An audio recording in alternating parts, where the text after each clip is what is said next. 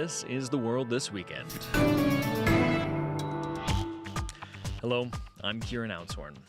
Coming up, Edmonton is a winter city, but this is extreme cold. We are reaching close to minus 55. as dangerously cold weather sweeps across parts of the country, advocates say the most vulnerable among us are facing the greatest threat. Also on the program, it's been 100 days since the Israel-Hamas war began. I wake up in the middle of the night thinking about it. You wake up in the morning dreaming about it, and it's incomprehensible that we're still in this situation, and we're all held hostage by it. And how a century-old brand geared towards dads and construction workers has become the latest must-have accessory for a completely different kind of customer. It's almost like a cool thing to get, and everybody recognizes that they know what a Stanley Cup is. That's later, but first. Across Western Canada, it is cold. Environment Canada has blanketed the prairies and parts of BC with extreme cold weather warnings, with temperatures dropping to minus 50 degrees in some areas. When it's that cold, it's dangerous, especially for people who have nowhere to go for warmth. Georgie Smythe reports from Vancouver. Right now, there's so many people that need assistance. Uka Singh Tatley is bundled up as he drives people from the frigid streets of Surrey, BC, to a warming centre run by the Engaged Communities Canada Society. With temperatures as low as minus 17 with wind chill in the lower mainland this weekend, the need for meals, warm clothing and any kind of help is immense. And we'll send the shuttle out just to find if there are people elsewhere that we perhaps didn't see. In Edmonton, shelters like the Bizzle Centre reported being overwhelmed by unhoused people facing the bitter cold. The city's mayor is Amarjeet Sohi. Edmonton is a winter city, but this is extreme cold. We are reaching close to minus 55 and colder temperatures with wind chill. 100 kilometres east of Calgary, Siksika Nation declared a state of local emergency on Saturday, with some homes temporarily without power or heating. Here's Chief O'Ray Crowfoot.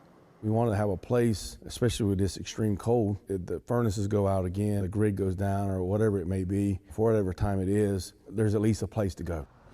Across Western Canada, critical infrastructure proved fickle in this Arctic blast. High demand caused power outages in Alberta. Firefighters struggled to keep their hoses from freezing on the job.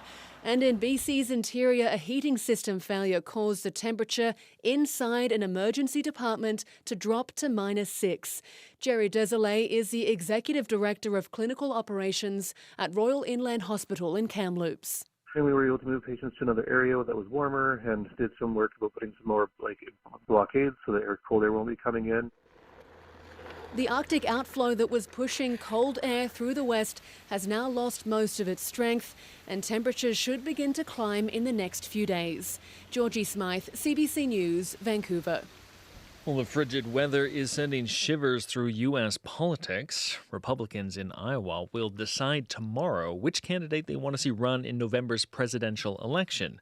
But with powerful winter storms closing roads and triggering warnings across the state, efforts by Donald Trump, Ron DeSantis, and Nikki Haley to get the vote out have been hampered. Katie Simpson is in Iowa tonight with that story. It's the kind of wind and the kind of cold that when you take a deep breath, it takes your breath away. And when you combine it with the more than 50 centimeters of fresh snow, the conditions are downright dangerous. I'm a Florida boy, and yet here I am in negative temperatures. While it didn't stop Republican presidential hopefuls, including Florida Governor Ron DeSantis, from campaigning across the state, it certainly changed how they went about it. DeSantis was late and drew smaller crowds. Same for Nikki Haley. A lawmaker who was supposed to introduce the former UN ambassador got in a crash on the way to one of her events. Frontrunner Donald Trump turned most of his in-person rallies into telephone or virtual campaign stops. So we're leading by a lot in all the polls, and you have to get out because we have to send a message. Most important. Trump is dominating polls here. The most recent survey by the Des Moines Register has him with 48% support, more than double his closest competitor. Haley is up with 20%. DeSantis has slipped to 16. Right now, it's going to be Donald Trump. He means what he says, and he says what he means. Kim Mosley is the manager of a sports bar in Mount Pleasant, a small town in southern Iowa in a county Trump won in 2020. She says she likes how Trump kept the cost of living under control, unlike his successor, President Joe Biden. He hasn't done anything to make my life any better. I don't think he's done anything to make anybody's lives better.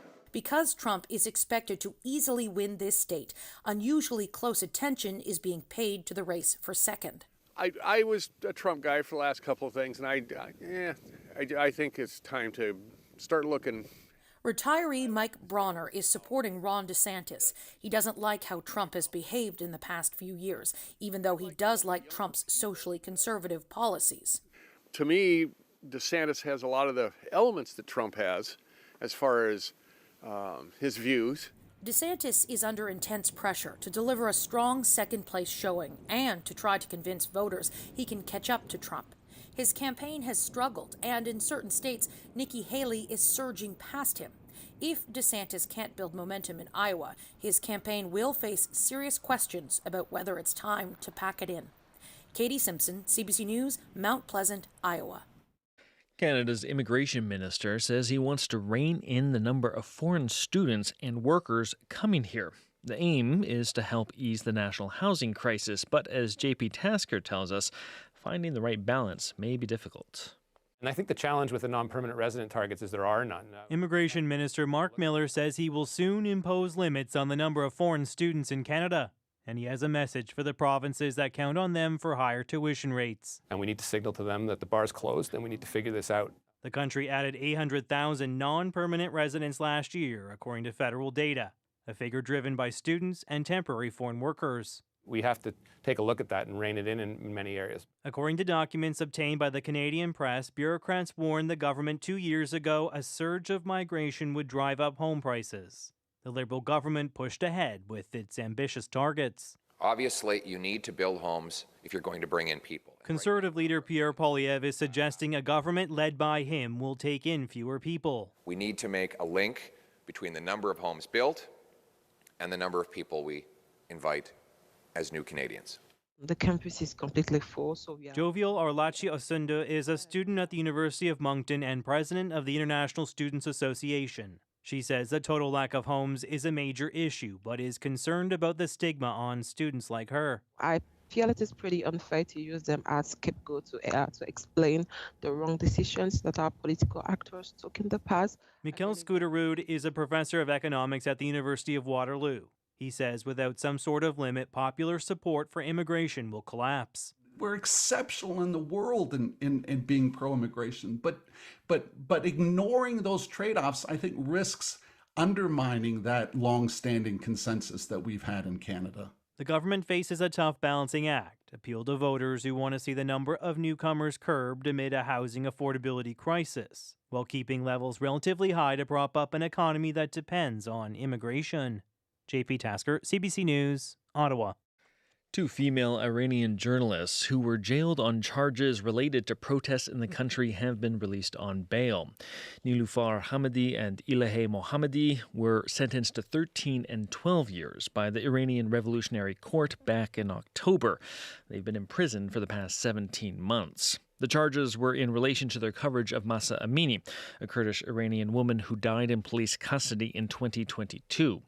Amini's death sparked a nationwide outrage and led to months-long protests.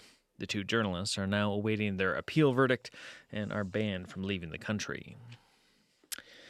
Well, it's been 100 days since Hamas launched its attack on southern Israel. 1,200 people were killed and hundreds kidnapped. And since October 7th, tens of thousands of Palestinians have died in Israel's military campaign in Gaza. In Tel Aviv, demonstrators are marking the day by demanding the Israeli government do more to secure the hostages' release. Philip Likshanak has that story. Mayan Shavit phones her friends for support. Her aunt was one of those murdered on October 7th. Her cousin is one of the more than 130 still being held hostage in Gaza. This is a horror movie, and you continue thinking about it, and it just doesn't get out of your mind, and then you feel that you're one of them. You're in the movie. vigil held in Toronto marked the grim milestone. In Tel Aviv, thousands took part in a 24-hour rally calling on the Israeli government to do more to bring the hostages home.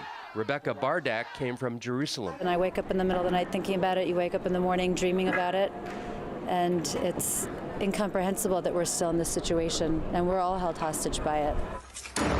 Vowing to destroy Hamas, Israel continues its military offensive in Gaza. 125 Palestinians have been killed in the past 24 hours. The Hamas-controlled health ministry says 24,000 Palestinians have been killed since October 7th and about 2 million displaced. In a refugee camp in Rafah, the family of Tufan al-Aqsa marked 100 days since his birth. His grandfather, Ali Ahmed Asfour, says it's hard to celebrate. The family lives in a cold tent with almost no supplies and are struggling to keep the boy alive. It was a happy moment, but at the same time is a knife to the heart because he was born at the same time we lost many, he says. In Washington this weekend, thousands marched in pro-Palestinian protests.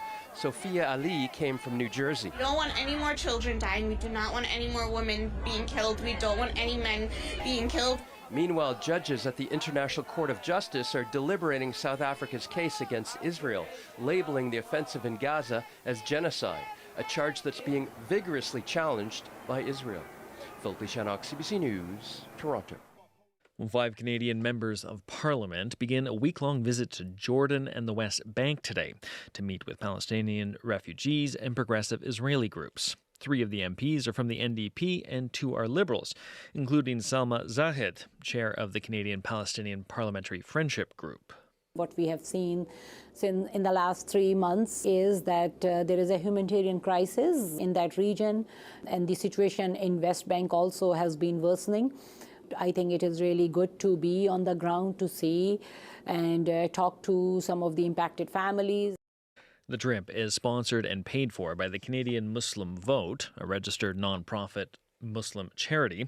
It is the second visit by a group of MPs to the Middle East since October 7th. In November, 2 Liberal and 3 Conservative MPs traveled to Israel to meet with survivors of the Hamas attack and family members of those killed. That trip was organized by the Coalition of Jewish Federations across Canada. A volcano has erupted on the peninsula of southwest Iceland, just outside the small fishing village of Grindavik. Multiple fissures opened up on the ground early Sunday morning, sending molten rock and lava towards the town. The lava flows reached the community by mid-afternoon, setting several buildings on fire. This is the second volcanic eruption in the area in under a month. In December, Grindavik saw a mass evacuation of its 4,000 residents just before the last eruption. Around 100 people had returned to their homes, but have since been evacuated again. Well, a First Nation in central Saskatchewan is preparing to revisit painful memories of a mass stabbing. A weeks-long inquest will start tomorrow to uncover exactly what happened in September 2022 when a member of the James Smith Cree Nation killed 11 people and seriously injured 17 others. As Sam Sampson reports, the First Nation wants to ensure that this effort doesn't just result in a report that gathers dust on a shelf. In front of the band office, James Smith Cree Nation's red and white flag whips in the January wind. It's the only sound around. A moment of stillness before weeks of reliving a nightmare. Wally Burns is chief of James Smith Cree Nation. It's going to re-trigger a lot for our people. Starting tomorrow, a provincial coroner's inquest will hear in excruciating detail what happened leading up to and during September 4th, 2022. That day, RCMP say 32-year-old Miles Sanderson killed 11 people and injured 17 others, most of them from his own First Nation. The door was locked and Miles forced his way inside. RCMP did share a timeline last year. Who was stabbed, when, and where, but there's still so much to know. Not just about the killings, but about how Sanderson, a wanted man at the time, was free to commit this violence. Robert Head is chief of Peter Chapman Band, one of the 3 that make up James Smith Cree Nation. Everyone's talking about, why was the parole not very stringent on this young man? And that's the number one question that comes to my mind as well. The end goal is to get jury recommendations to prevent future tragedies. Keith Brown, James Smith's lawyer in the inquest, hopes above all there is accountability. Whatever the process is, inquest, national inquiry, the important part is there need to be teeth to it. The chiefs hope federal and provincial officials will meet with them afterwards for a follow-up. They have 4 of their own recommendations to kick things off.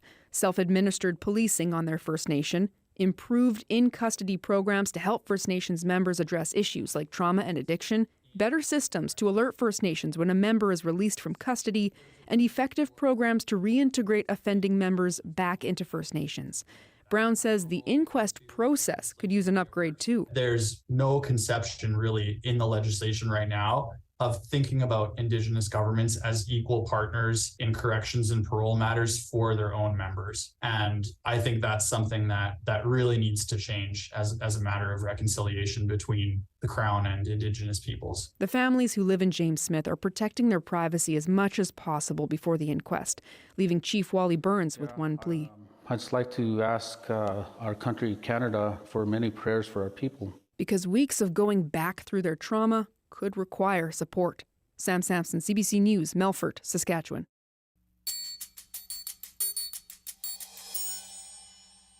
Well, it's a tough economy out there, and for many, it's becoming harder and harder to make ends meet.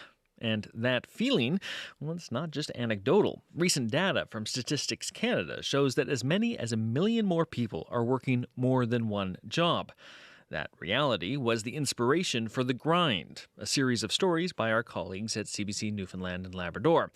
I spoke with CBC reporter Sarah Antle about her reporting for The Grind and how close to home many of these issues really are. So Sarah, why don't you tell me a little bit about some of the people that you talked to for your reporting? Yeah, so unfortunately, it wasn't actually that difficult to find people who were in the same boat of working more than one job out of necessity. And I think that kind of speaks for itself. But we wanted to follow people for this series who were representing different aspects of the working demographic. We have people who started their careers, people who are at the end of their careers. We have people who are new to the country and people who've been here their entire lives. So it's a variety of people and also a variety of jobs, from insurance to retail to music. So we spoke to a grandmother who has always worked in offices as an admin. And she's now moonlighting as a server on evenings and weekends just to maintain the middle-class lifestyle that she's used to. We've talked to people who have historically lived comfortably in two-income households like her, but now she has to work an extra 30 hours a week just to keep up with rent and groceries and car payments. Yeah.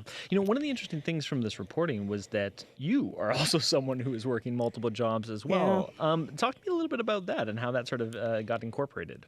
Yeah, so I've been working multiple jobs for about a decade now, so that the practice is not new to me. But the reasons that I do it, and like a lot of people that we spoke to in this series, have changed out of necessity over the last couple of years.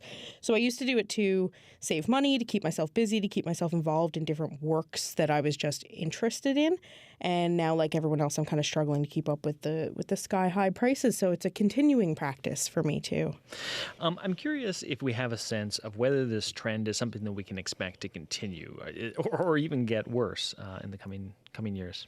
Yeah, we kind of talked about that, and it's a little bit up in the air. You know, most of the people that we spoke to who are working multiple jobs, they don't really see an end in sight. Some of them know that eventually they'll be able to retire or they'll live a more comfortable life than they are now, but there's really no timeline for that, and none of them can really see it coming to an end. But when it comes to the experts, it depends on a lot of factors.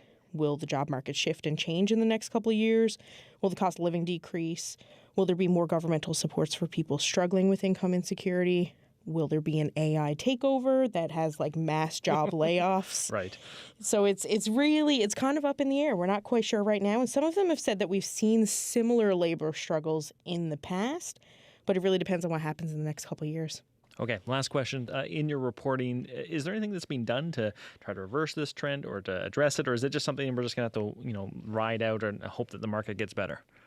Yeah, this is something I'm really interested in is kind of the solution-based stuff. I think that this is something we've explored in a couple of different ways. One of them, probably familiar to a lot of people, is the companies who are implementing a 4-day work week for their employees without changing their wage. So there's a nonprofit pilot project that's actually happening on this. And one of the professors of sociology at the Boston College, Wen Fan, she spoke to us about this a little bit because she's looking at all of the results of that project. And she said that the trial periods indicate that employers actually have increased productivity and employees have improved well-being while they're doing this pilot project. So on the business side, she also said that there is fewer sick days and personal days that are being used and an increase in revenue. They actually cite that 91%, so 91% of the participating companies are going to continue the 4-day work week model. Okay, Sarah, thanks so much for joining us with this and telling us about your reporting. Thank you so much. The CBC's Sarah Antle in St. John's. Well, if you own a small business, this coming Thursday, January 18th, is probably circled on your calendar. That's the deadline for business owners who took out loans through the Canadian Emergency Business Account Program to pay back their debt. Any loans that aren't paid back will start to accrue interest. Nearly 1 million businesses signed onto the program, which was designed to help them stay afloat through the pandemic. Now, some of those business owners say that the economy hasn't recovered enough for them to pay back their loans. Nick Purdon reports. Lola Jones owns a consignment clothing store in North Bay, Ontario called Varied Treasure. The store is my life. It's my retirement. It's everything. Now, like most small business owners, Jones had to close her store for months during the pandemic. And she says that's why she had to take out the government-backed $60,000 CBA loan. We felt it was either that or lock the doors. Fast forward to the present, and Jones says hers and many businesses still haven't fully rebounded from the pandemic. Every other small business owner that I know, it's taking every cent for them just to stay alive right now. Where are you at with paying the loan back? I think we've paid $100. No joke. And I'm sorry. what is it that makes you feel like that? That you've been kicked. Like the blood, sweat, and tears that I put into this to provide for my family. If a CBA loan isn't paid off by the 18th, it will start to accrue 5% interest, and Jones says she can't afford that. It's that kind of struggle that has pushed Mo Tabesh, he's an Ottawa accountant, to start a petition to get the federal government to forgive all outstanding CBA loans. Almost 18,000 people have signed it. Thousands of people signing a petition in this magnitude means we need help. Tabesh crunched the numbers, and he says it would be cheaper for Ottawa to forgive the loans rather than see small businesses go bankrupt and lose the tax revenue and have to pay out unemployment insurance. If we are talking about fairness, when COVID happened, Canadian government came and introduced CERB. CERB was stay home, we'll give you $20,000 and don't even pay it back. And then on the other hand, Canadian government came with the CBA loan to help small businesses, and now we're going to ask for the CBA loan back. That's not fair. Behind the numbers are thousands of struggling small businesses, many of them restaurants. 91% of restaurants took the loan to survive COVID, and according to their national association, 1 in 5 can't pay it back. Mohammed Rabah owns the Golden Pita in Ancaster, Ontario. This restaurant here, which I have owned and operated for 11 years, I've put my heart and soul in it. And to see it going down is very difficult. Rabah tells me his business is still way down since COVID, and he won't be able to afford the monthly payments to finance his CBA loan. Where the hell am I supposed to get that money from? I don't have that money. I barely make ends meet. Rabah says he started to think about what would happen if he has to shut down. There are employees that are going to lose their jobs. I'm going to lose my livelihood. My family is going to suffer. Rabah has a simple message for the federal government. I'm not looking for a handout. All I want is more time to pay it. That's all I'm asking. Nick Purdon, CBC News, Ancaster, Ontario. For its part, the federal government says it will not be extending the interest-free period of the CBA loans beyond Thursday. Here's what Small Business Minister Rishi Valdez told Catherine Cullen on CBC's The House on Saturday. Small businesses, they've benefited from 3 years now from having this interest-free loan. The original deadline of the CBO loan was December 31st, 2022. We have since extended it because they've asked for the extension through to December 31st, 2023, which we did. However, I understood and we understood that small businesses still needed the support. They still needed help. And that is why we provided additional flexibility and options for them. That is both support for small businesses, and which is time that they asked for, and we've balanced that with fiscal responsibility. According to the Parliamentary Budget Officer, extending the deadline by 1 year could cost the federal government nearly $1 billion.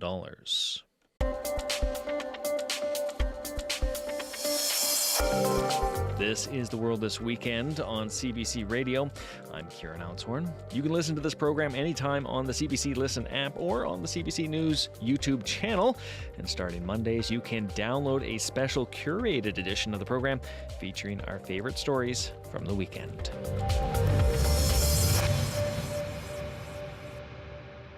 Well, it's causing stampedes in stores whenever it's in stock. The Stanley Tumbler is a stainless steel drinking cup that comes in a variety of colors and keeps your drinks cold for hours. Senior business reporter Anis Hadari explains how a smart marketing and a little bit of religion has made a drinking container into the latest must-have item. It's a bit of a scramble at this Target store in the U.S. Dozens of shoppers are mobbing a display to get at an in-demand item, the Stanley Tumbler. All the different colors they have. I also have another one here. I have a pink one, but I only have two, so I don't have like shelves full like some people do. Maggie Smids is a Canadian influencer and content creator, often on TikTok. She loves these slightly oversized water containers. So this one's the 40-ounce quencher. This is the first one I got because I wanted the big capacity, but then honestly, I found sometimes when I was like bringing to work and carrying it around from place to place, it does get pretty heavy. So after I had that one for probably about 6 months, I bought the 30-ounce one. She knows they're trendy these days. And it's almost like a cool thing to get, and everybody recognizes it. They know what a Stanley Cup is. It's not that Stanley Cup. If you haven't seen one, think of these as a large sippy cup for adults, but they are very popular these days. And a product that used to be known for keeping drinks cold for construction workers is now selling out of pink tumblers at Target. You've got a 100-year-old brand that was made for primarily men and men who are outdoorsy. Alina Mazhar-Kuzma is with Fuse Create, a Toronto advertising agency. She says when the Stanley Company saw that a few influencers were into their product, mostly women, they leaned into it. Social media has been a game changer. They have done very little in actual advertising. It is just organic, influencer-driven. I think the one thing they've done really well, though, is maintain scarcity. It's really hard to find. The product's really hard to find. The Stanley Quencher, as it's called, didn't shoot up the sales charts right off the bat, but it became popular amongst a particular group at first, according to this historian. This product line isn't doing very well, but it's doing very well among this particular online Mormon-adjacent community. Paul Matsko is based in New Jersey and is with the Cato Institute. He points out that often members of the LDS Church were looking for ways to keep their non-caffeinated drinks cold. Through the Buy Guide's influence, connections to this network of kind of Mormon influencers, the Stanley goes viral.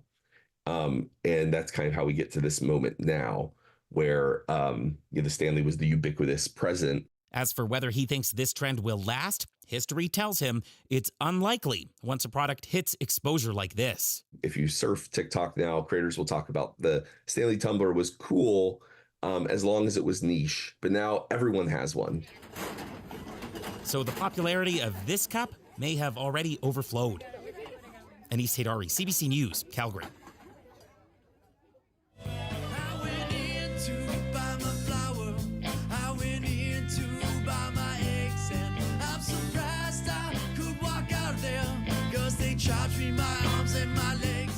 What you're hearing there is a little bit from the song North Mart by the Nunavut band the Jerry Cans. In it, the band's lead singer Andrew Morrison laments the extreme cost of groceries in the North. And I was reminded of this song after my conversation with Sarah Antle that you heard earlier in the show.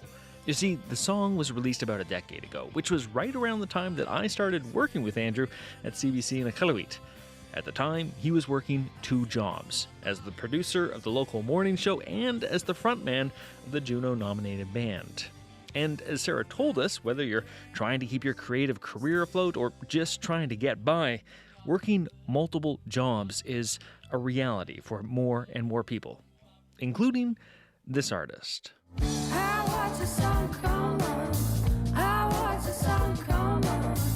That's Edmonton singer-songwriter Billy Zizi, who runs a successful landscaping business in between putting out albums and touring. I grew up with Billy. And thinking about her and Andrew made me reflect on just how many people I personally know who are working multiple jobs. And I bet you can probably think of a few yourself.